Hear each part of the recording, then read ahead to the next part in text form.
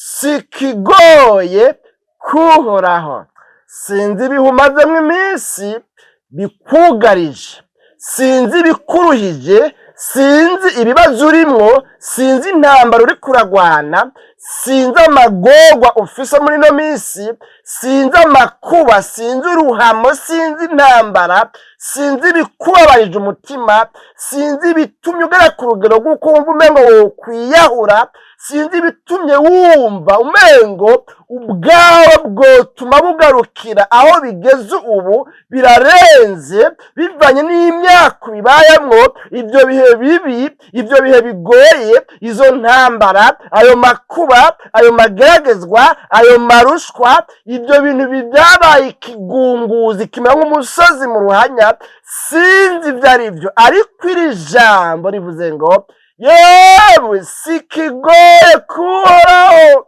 Yabwiye uno muvugishwa, yabwiye bano bami batatu, ibyo mwebwe mubona umengo ntibyigeze kubaho, ariko ibyo nyene bitigeze kubaho nibyo ngiye kubakorera, kuko atari kigoye kuri jewe.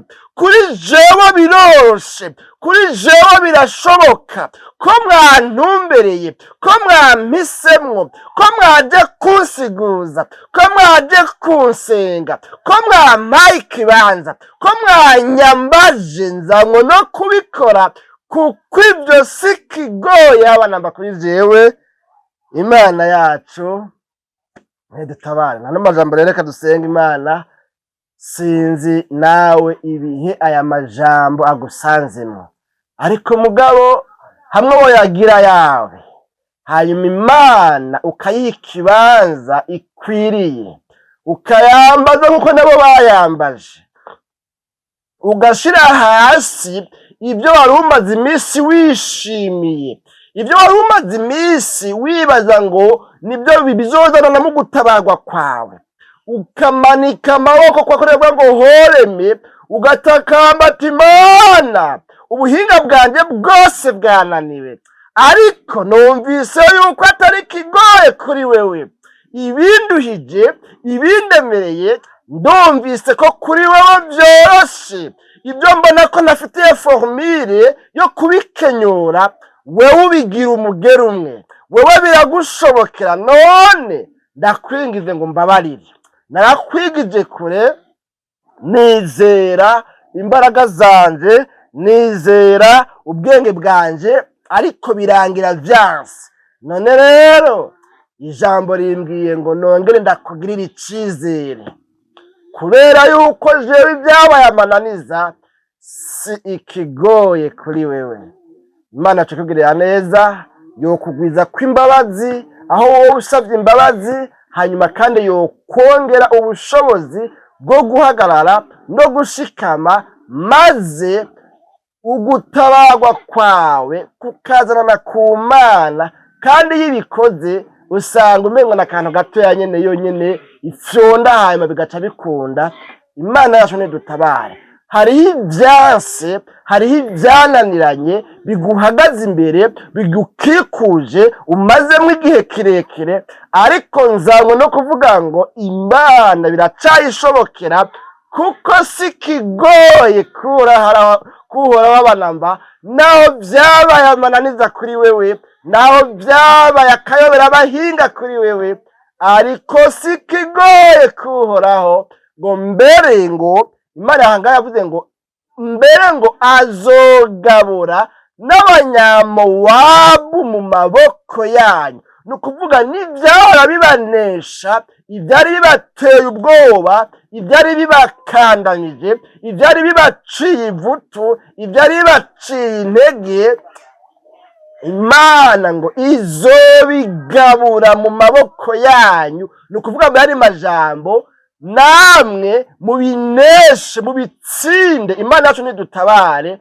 Bene data bakunzi ba kino kiganiro, igitondo gishasha cacu tunomutse kubwano majambo, niwe yagira yiwawe, ibyahora bikunesha ugiye kubinesha, kuko uzoba uhagaze mu ijambo ry'Imana rivuga ngo ibyo si kigoye kuhoraho, mbere Imana izobigabura no mu maboko yawe.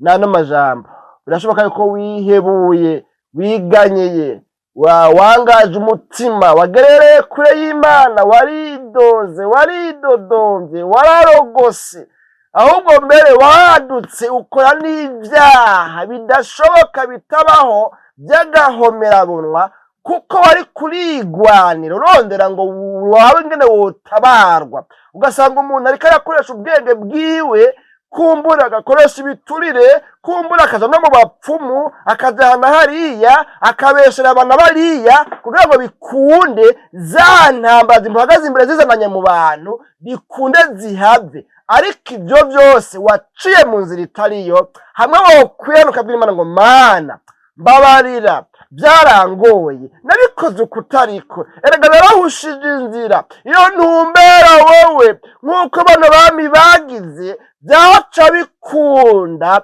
kuko kuri wewe sikigoye haba namba. Mbere iyo ubikoze neza uca ubigabura mu maboko y'umusavyi wawe, akabinesha, akabitsinda, naho byahora bimutsinda. Niwabwira Imana ikigukwiza kw'imbabazi, hanyuma rero uca uhagarara neza mu mwanya Imana yifuza kubamo, kandi bica bikunda, bica bicamwo ivyahora bidakunda, aho ugiye gutangara ubonye bikunze, kuko wahindukiye ugaca mu nzira nyayo kandi nziza wari ukwiye gucamwo.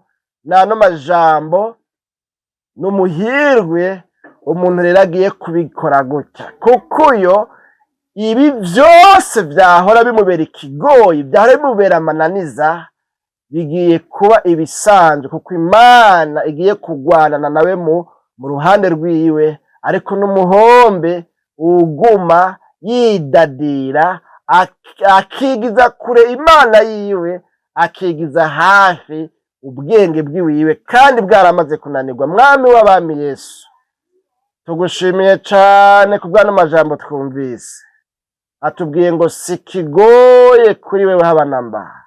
Mbere ngo ivyabonekana nk'amananiza ugiye kubigabura mu maboko yacu, tubineshe, tubitsinde. Umuntu wese rero ino jambo rigize ryiwe, aho byamugoye akaba yemeye kuherekana no kwihana no gutunganya, numugirire neza, maze uca umushoboza guhagarara neza, kugira ngo ibyagereranywa n'abanyamuwabu mu buzima bwiwe ace abinesha, kuko uzoba ubigabuye mu maboko yiwe ngo abinesha, abitsinde. Mu izina ryawe ryera Kristo Yesu tusavye tuvyizeye, amen.